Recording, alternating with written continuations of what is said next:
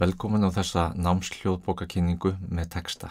Forritið sem við notum í þessari kynningu heitir Easy Reader frá fyrirtækinu Dolphin. Hægt að kaupa forritið á netinu. Einnig hægt að prófa forritið frítt í 30 daga. Til að sækja forritið þá þarf að fara á heimasíðu Dolphin á yourdolphin.com, velja Product, Easy Reader og Try it.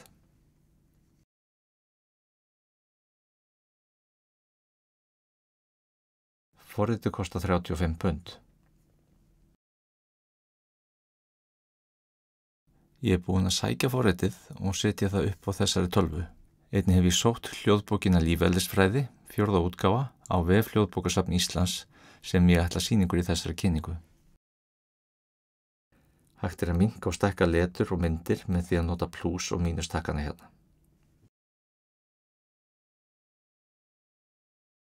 Efnisyfirlit bókarinnar fylgir hljóðbókinni.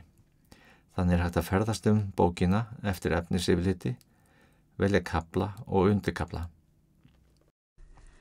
Fyrsti kafli, frumu lífeðlisfræði. Hugmyndir manna frumur í lífverum eru svo til jafngamlar smásjánum. Talið að hollenskur vaðmálskaupmaður Antoni van Leeuwenhoek 1632 til 1723 hafi smíðað fyrstu nothæfu smásjána. Í þessari hljóðbók eru myndlýsingar. Dæmi. Það eru þessar lífverur oft kenndar og kallaðar dreifkjörnungar. Mynd 11a. Þetta teikning af frumu og inn á hana merkt, ég lesa sem merkt inn á og ég byrja efst vinstra megin.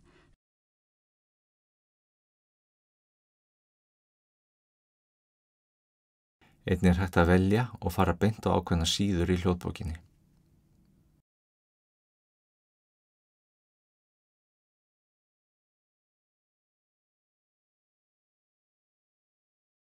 Síðan hægt að leita í hljóðbókinni eftir efnisorðum, dæmi.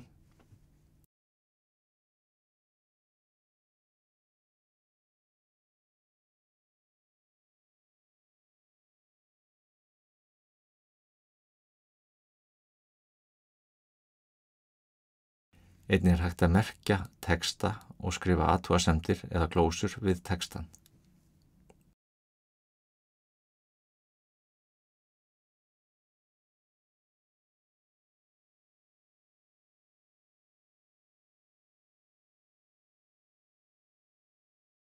Jafnvel taka upp hljóð athugasemdir og tengja það við valinn texta.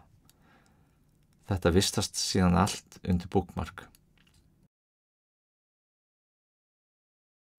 Ég vona að þessi stutta kynning hjálpi þér að lesa hljóðbækur með texta. Gangi þér vel í náminu.